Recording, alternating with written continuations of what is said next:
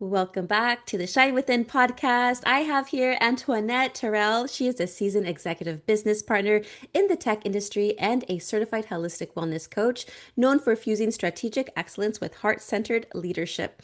With over 20 years of experience, she brings calm, clarity, and purpose to executive environments while helping others pursue holistic health and intentional living. A devoted wife and proud mother, Antoinette's personal journey through recovery and faith has shaped her calling as a healer and guide. Passionate about wellness, gardening, books, and travel, she leads with grace, resilience, and authenticity in all areas of life. And speaking of travel, didn't you just get back from Hawaii not too long ago? I sure did. So my daughter got married. She had a destination wedding. It was magical. I'm just starting to feel like I'm back to reality.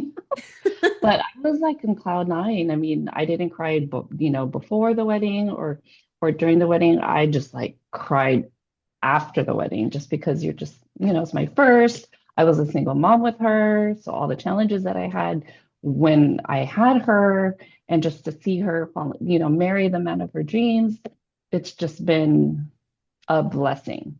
Oh, and beautiful pictures, by the way. I Oh, got thank a privilege of seeing you. them on Facebook, and I was like, everyone looks so gorgeous. Your daughter, absolutely stunning. Yes, And she looks yes. so happy. So, So sending my happy. love and blessings to her family and Thank yours. And you. I'm just Thank so you. excited for everybody. Yes, But yeah, so welcome to the show. And backstory, audience, is I've actually known Antoinette from our previous church a correct. long time ago, and we had women's Bible study through Zoom during COVID time. So her and I Yes. got to connect that way, and she has an incredible story. So I would just love for you to begin with that. And can you just share us a little bit about who you are and what life looked like before your journey of recovery? Woo! So I am a child abuse survivor, a domestic abuse survivor, a recovered addict. When I was pregnant, I was became a single mom, homeless and jobless all at the same time. So life was challenging to say the least. I grew up in a home that was challenging. Like I said, I was like a child abuse survivor, and so I was church hurt as well. So I had a lot of challenges, definitely. So with child abuse and domestic abuse, the statistics, and I can't, unfortunately, I don't have the number, but everybody always usually goes towards drug and alcohol to just escape their reality. And so I was part of the statistic. And then when I got pregnant with my daughter, I was 22, uh, and her dad and I separated, and then I didn't have any connections with family or friends, and then I just found myself homeless and just sofa surfing through different homes. So that was, childhood up until 23. And then that's when Jesus met me. So I remember just driving toward, like, her dad and I separated, and then when I was driving somewhere, I think I was driving towards Morgan Hill because I was living in San Jose, and I just remember going off the freeway and just crying in the car, and just holding my belly. I was 5 months pregnant, and just holding my belly and just saying, "Okay, it's just you and me, kid. It's just you and me, kid." I had no idea what I was going to do, but at that moment, that is when I felt that overwhelming peace. And looking back, that's when God was comforting me. So my childhood was very toxic. And then it started to shift at 23. Wow. Well, thank you so much for sharing that. Yeah, I actually had a similar experience like yours where I had my ugly cry. I would say for myself, it was an ugly cry. And yes, it was my God moment coming to Christ saying, God, I need your help because I exactly. cannot do this by myself. And because Exactly. I mean, at the time, I was heavy in my drinking and I was just pretty much giving up on life at the time because I just didn't know who to go turn to. Yeah, Everyone didn't want to talk to me because of my behavior. And I exactly. was like shunned from everything and everybody. So it was me and God, and I really had to call out for help. So I'm happy you had your God moment as well. Yes. And I mean, doesn't God move us in incredible ways, right? And I was going to go ahead and ask you, how did your faith begin to shape not only your healing, but how did it actually show up in your relationships now and even in your work?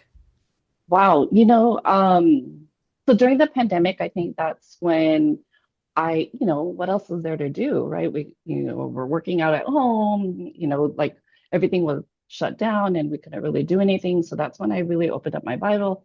Not to say that, from 23 until the pandemic, I wasn't, I was going to church, I was active, and that's where we met during Resonate. But it was during the pandemic when everything started to change and shift. And then I went to therapy. My gosh, comes to find out that my therapist is a Christian. So, I found her, came to find out that she was also at my church. So that was definitely a God thing.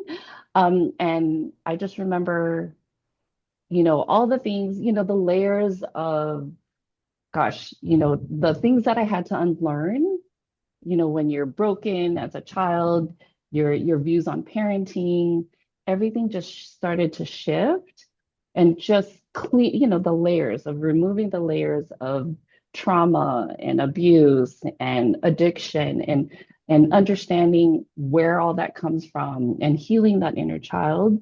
And it's changed me. So interestingly enough, my daughter would tell my son, my daughter is you know, had the unhealed mom. And then my youngest, so I have two, and my youngest has the healed mom, someone who walks with Jesus. But it's interesting, she would say to her brother, hey, you have the healed mom, and she has the unhealed mom. But everything that happened in between has always been like, okay, I have to do better. And my daughter's my best friend, and she's the one that really like, hey, you can't do that, you shouldn't do that. How about this? So it's always tied to my daughter is a blessing, it's the gift from God. So she's the one that's, speaking life to me. And it's really helped me. Okay, I'm going to do better. I'm going to do better every single day. And then God, okay, I'm going to pray. And then, God's helping me process these things. So every day it's been a journey to walk with Jesus. Hope that answered your question. Oh, yes, yes. So another similarity. So my son, he just turned 17. Oh, Oh, he's like six, almost 6'4". He's like so tall. I'm like, oh my gosh.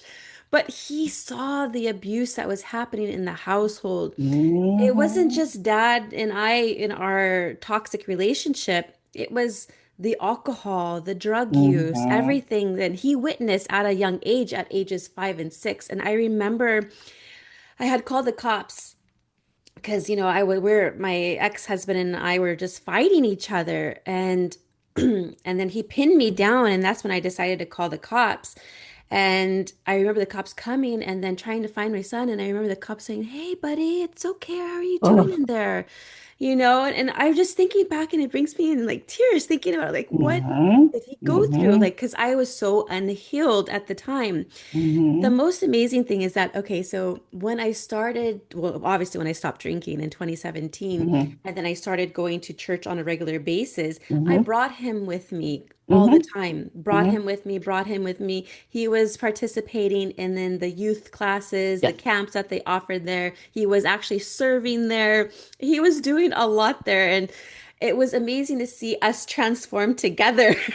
Yes. It was a blessing. Yes. And so I can totally relate to, he sees me now and he writes me letters saying, "To my biggest fan, I am so happy for you. I'm so honored to be your son. You have done incredible things." And I'm just like, oh, it touches my heart because the little one, he's 9 now. He doesn't remember anything really. He just remembers, okay, that his dad and me split. I knew it wasn't going to work out anyway because I had gotten pregnant after the divorce.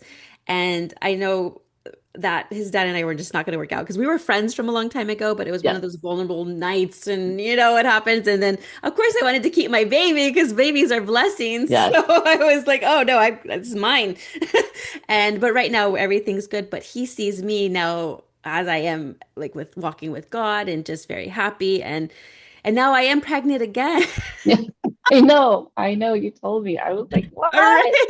Yes. And so, I mean, I do have a stepson as well. And I don't know, just walking with Jesus is truly a blessing to anyone who gets to experience it. You will see big changes in your life. And about speaking about biggest changes, like you had to make some incredible changes in your life, internally and externally. Yeah. Um, can you talk a little bit about that and how you started walking in your own truth? I think when you change your environment, everything shifts, right? So the closer I got to God, I knew that I needed help and I needed help with my addiction. So that's where it really started from. I started Celebrate Recovery. So back in 2010, a good friend of mine who is a director of Celebrate Recovery, he said, "Hey, you know what? Get right with God first, and then, I'm sorry, my fan. Get right with God first, and everything else will fall into place." And that still sticks. And that was back in 2009 to 2010. And so my son Nico, he used to get sick all the time. And so I was focused on helping him. So it's all when I was trying to help him, I started to help me. And that's when I was like, okay, I need to do something about it. Like I started Celebrate Recovery, I started meeting people. So that was the biggest shift. Uh, Going through the STEPS program and then through Celebrate Recovery, I did Cleansing Stream. Through Cleansing Stream, you did I forgot the other one, but it's called with I forgot the other program that I did. But all those things were really helpful in my healing journey, if you will. And then also as I was healing Nico, because of he was diagnosed with a health issue, it just started to shift from internally, spiritually, physically, mentally, and then all those things started to fall into place. Wow. And what does recovery mean to you today? Wow. That there's just a better way, right? There's just a better way. Um, Going through that process, I just remember, my first time I started to do drugs and then smoking cigarettes at 13. It's so wild to me. When I think back that I started smoking cigarettes at 12, 13, drinking alcohol, and then I became a mom. And then I'm like, I would never, like, I can't even imagine my kids doing that at such a young age. But it's just recovery means that there's a better way. There's a correct way, if you will. I don't know. Yeah, Yeah, that's just what it means to me. there is a better way. Yes. And so what's interesting is that I remember my first substance was ecstasy. It was when I was 17 years old. This is my son's age. And like, just like you, I can't imagine him going to raves and parties and staying up all night doing narcotics and just who knows what, right? So it's like, what the heck? I It's think back to what I crazy. used to do, and I'm like, at his age, and I'm like, oh no, oh no. And so I'm very blessed to actually have a son who's doesn't even want to go to his school dances. He's like, You know what? It's funny you say that because so my, like I'm from San Francisco and there's a club called City Nights. I don't even know if it's still around I anymore. remember it. Right? And so that was like the rite of passage. And I remember Yes. my daughter was turned like 17 and she's like, "Oh, my girlfriends and I want to take me to City Nights for my 18th birthday." And I was like, I was freaking out because I'm like, hold on. So my thing is, just because I did it doesn't mean you have to do it. You know what I mean? And it's so my kids, they know everything, like drugs, alcohol, abuse, everything. So it's interesting, like you said that. So my daughter and my son, they're homebodies. It's kind of crazy to me thinking that I was out there doing the ungodly things and they're just the complete opposite. And that I love that. So I'm so happy for you that your kids don't do that either.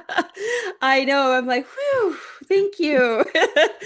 Yes, and I know for myself, especially in my early recovery, I had to do a lot of different practices to help me center myself and really go inward. What has helped you stay actually grounded during the most challenging moments of your healing? So if So I come from a martial arts background, and then when I was going through my recovery and switching my addiction, if you will, from substance abuse to physical activity, I was doing Muay Thai, I was doing kickboxing, and I used to do it 6 days a week, 2 hours a day. And that's where I met my husband. And then from that, we got pregnant, had Nico, and then we transitioned over. And then I did yoga for a long time. I was doing it 2 days, uh, 4 days a week, two classes a day. And then I started understanding the aspects of that, but we don't need to get into that. And then I got into CrossFit. So I switched from my addiction from substance abuse to exercise, and I'm definitely a gym junkie. And so that's how I totally decompress. If I have a bad day, I always go to the gym, I'll do rowing. But even during my grief, I would go to the gym. Like I would go to the gym and just start crying and just lifting weights. So that's what I do. Yes, yes, and yes, because that's exactly what I had to do too to help me find a better habit and Yes. to exchange the drinking to do something more healthier and Yes. productive. And I mean, I think, in my best shape back then in 2017. Hey, I was you like, know, yeah. yeah. You know what? 2017 is when I started CrossFit, so I totally get it. And it's Yes. like really, I'm even injured. Like I tore my meniscus and I'm like, I'm gonna go to the gym. I'm still gonna work out. Yeah, I had like the flu, and so I was the 5 a.m.er, right? I had the flu, and I'm like, I don't care if I'm hacking phlegm. I'm gonna do my workout at Orange Theory. I was going to Orange Theory at the time, and I was a 5 a.m.er, would get there early so I can get God, my number one station, right? Your station. So I was so more picky. power to you. I can't even wake up at 5. Oh, I mean, it was interesting because I didn't have neither of my children at the time, and Oh, because this got was it. the time that Yes. I was able to do me, like Yes. finally, who's Gina? What does Gina like to do? Let's figure Gina Hmm. out again. Like, because I all I knew was partying and drinking from high school on. That's all I Yes. knew. Yes. That was my life. But not anymore. Not anymore.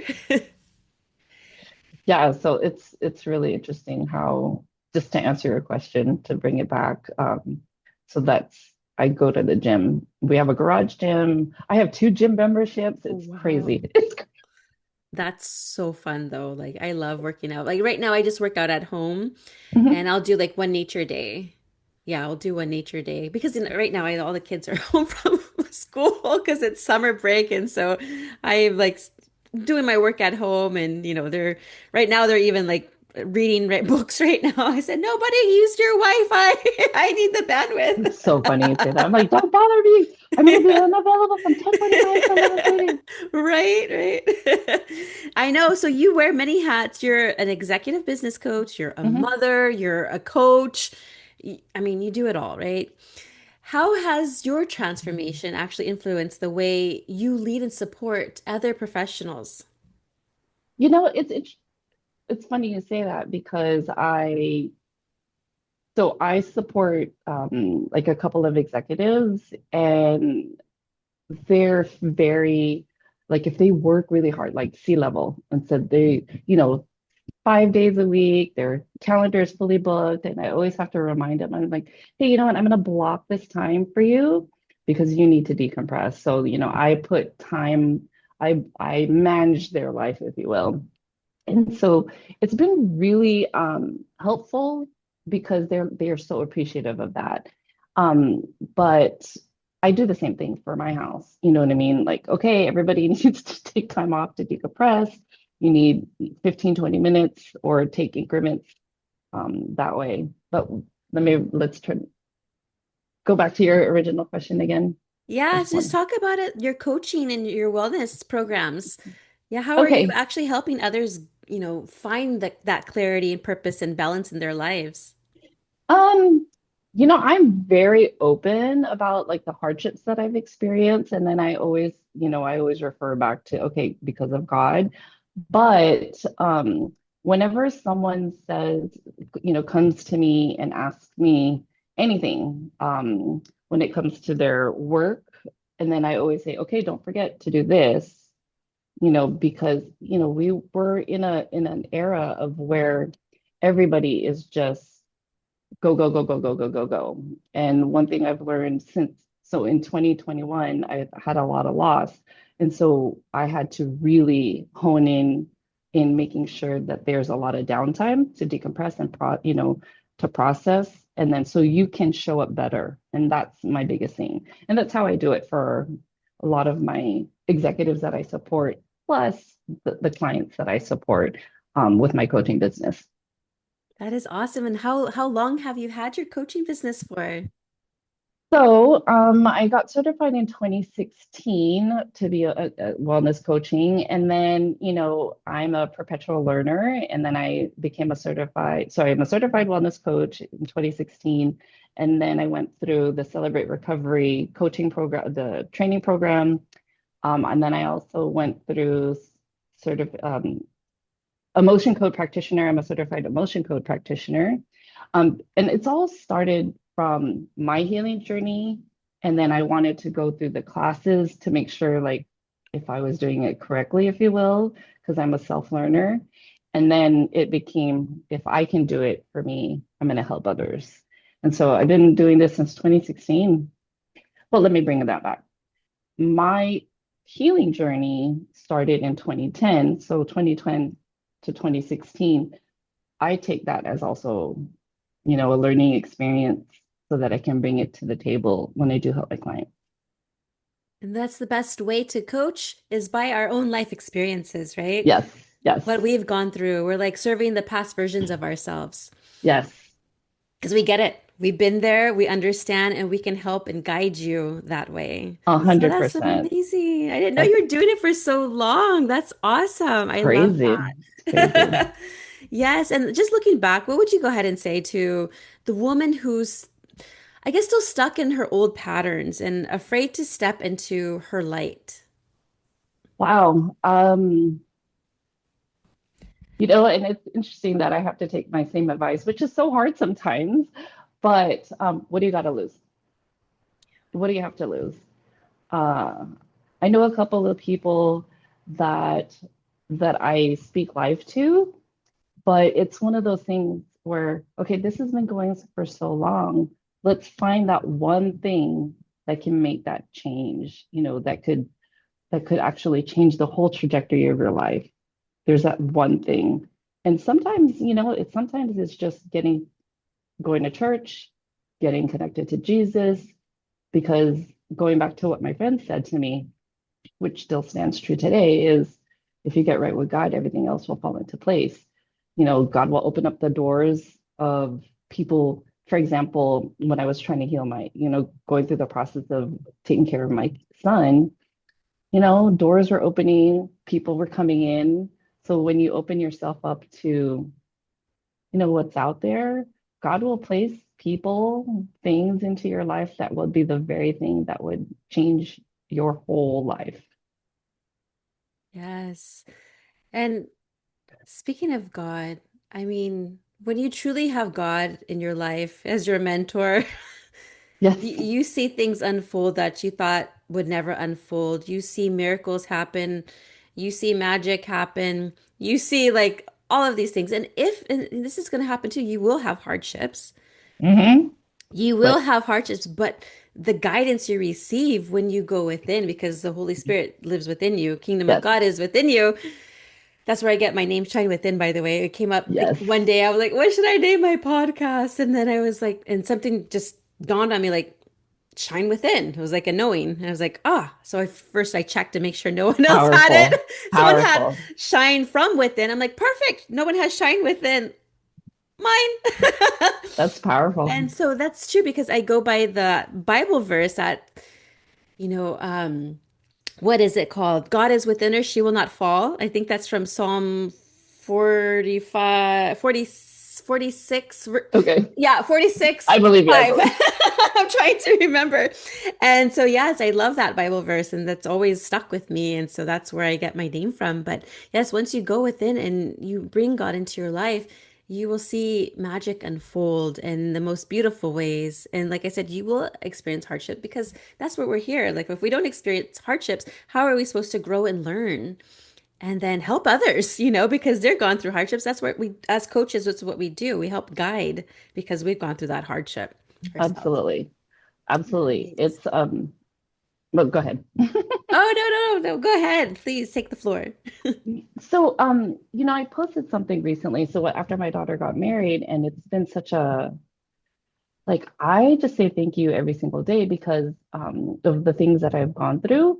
I was a, child abuse survivor, domestic abuse survivor, and then getting pregnant, homeless and jobless.